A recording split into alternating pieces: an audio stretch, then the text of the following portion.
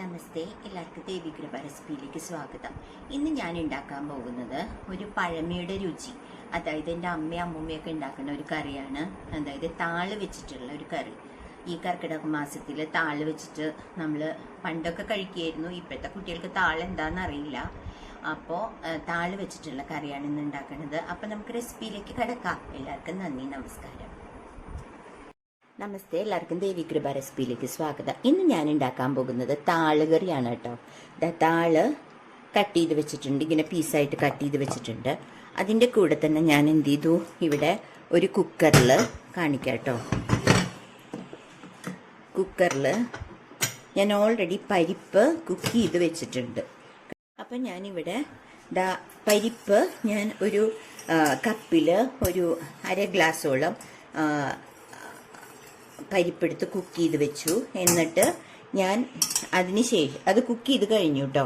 അപ്പോൾ അതിന് ശേഷം ഞാൻ ഇവിടെ കുറച്ച് പുളി എടുത്ത് വെള്ളത്തിലിട്ട് വെച്ചിട്ടുണ്ട്, കുറച്ച് കേട്ടോ.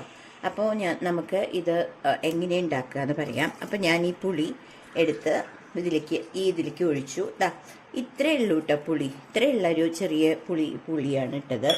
അതിന് ശേഷം ഞാൻ ഈ താള് ഇതിലേക്ക് ഇടുകയാണ് കേട്ടോ, കുക്ക് ചെയ്യാൻ. അപ്പോൾ ഓൾറെഡി നമ്മൾ പരിപ്പ് വേവിച്ചപ്പോൾ ഒരു 4 വിസിലടിച്ച് പരിപ്പ് കുക്കറിൽ വേവിച്ചു.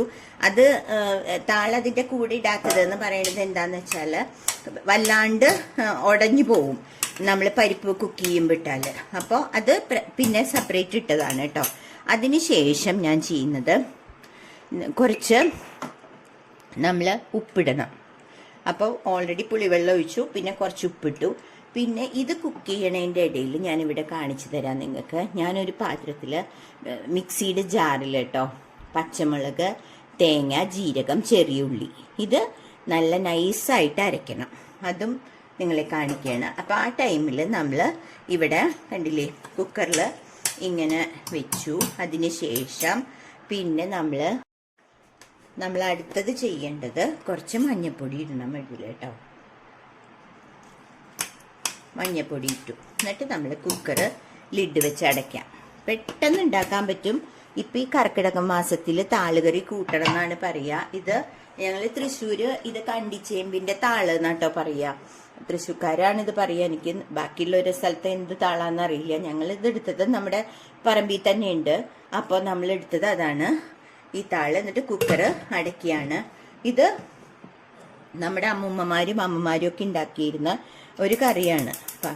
എന്നിട്ട് ഞാൻ ഗ്യാസ് ഓൺ ചെയ്തു, വെയിറ്റ് ഇട്ടു. ഇനി ഒരു വിസില് വരെ നമുക്കൊന്ന് വെയിറ്റ് ചെയ്യാം. അപ്പോഴേക്കും ഞാൻ അരച്ചിട്ട് വരാം കേട്ടോ. അപ്പം നിങ്ങൾ കണ്ടില്ലേ, കുക്കറിൻ്റെ പ്രഷർ പോയി കേട്ടോ. അപ്പം ഞാനത് ഓപ്പൺ ചെയ്തു. അതിന് ശേഷം അപ്പം താള് കുക്കായിട്ടുണ്ട് കേട്ടോ. കണ്ടില്ലേ, നല്ല അസലായിട്ട് താള് കുക്കായിട്ടുണ്ട്. അതിന് ശേഷം ഞാൻ ഓൾറെഡി അരച്ചു വെച്ചിട്ടുണ്ടല്ലോ, ഞാൻ പറഞ്ഞില്ലേ അരയ്ക്കാനുള്ളത് കാണിച്ചു തന്നു. അരച്ചു വെച്ചിട്ടുള്ള ആ അരപ്പ് ഇതിലേക്ക് ഒഴിക്കുക കേട്ടോ. കഴിഞ്ഞു, ഇത്രയേ ഉള്ളൂ. ഭയങ്കര ടേസ്റ്റിയാണ്, ഭയങ്കര ഹെൽത്തി ആയിട്ടുള്ള ഈ കർക്കിടക മാസത്തിലൊക്കെ താള് കറി കൂട്ടുന്നതാണ് പണ്ടത്തെ ആളുകൾ പറയുന്നത് കേട്ടോ. കൂട്ടണം എന്ന്. അപ്പോൾ ഇത് നല്ല അടിപൊളിയായിട്ടുള്ള ഒരു ടേസ്റ്റ് ആയിട്ടുള്ള കറിയുമാണ്. അതുപോലെ തന്നെ നമുക്ക് ഹെൽത്തിന് നല്ലതുമാണ്. അപ്പോൾ നമ്മളെപ്പോഴും പഴമയുടെ ആ ഒരു രുചിയിലേക്ക് നമ്മൾ പോകാൻ ഇഷ്ടപ്പെടുന്നവരാണല്ലോ. അപ്പോൾ പിന്നെ എന്നിട്ട് ഞാൻ കുറച്ചും കൂടി ഉണ്ടായിരുന്നു, അത് കുറച്ച് വെള്ളം ഒഴിച്ചിട്ട് ഇതിലേക്ക് ഒഴിച്ചു കേട്ടോ. എന്നിട്ട് ഞാൻ ഗ്യാസ് ഒന്ന് ഓൺ ചെയ്യുകയാണേ.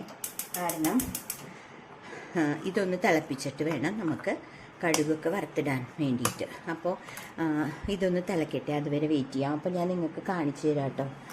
ഇതാണ് താള്. എന്നിട്ട് ഇത് ഇപ്പം ഞാൻ ചെയ്തത് എങ്ങനെയാണെന്ന് വെച്ചാൽ, ഞാൻ എൻ്റെ അമ്മയൊക്കെ കണ്ടിട്ടാണ് ഞാനിത് പഠിച്ചേക്കണത് കേട്ടോ. അപ്പോൾ കാണിച്ചു തരാം ഞാൻ നിങ്ങൾക്ക്. ഈ താളിൻ്റെ തൊലി ഇങ്ങനെ കളയും, കണ്ടില്ലേ, ഇങ്ങനെ തൊലി കളഞ്ഞിട്ട് എളുപ്പം കളയാം നമുക്ക്. ഇതിങ്ങനെ പതുക്കെ ചെയ്താൽ മതി, താളിൻ്റെ തൊലി പോകും.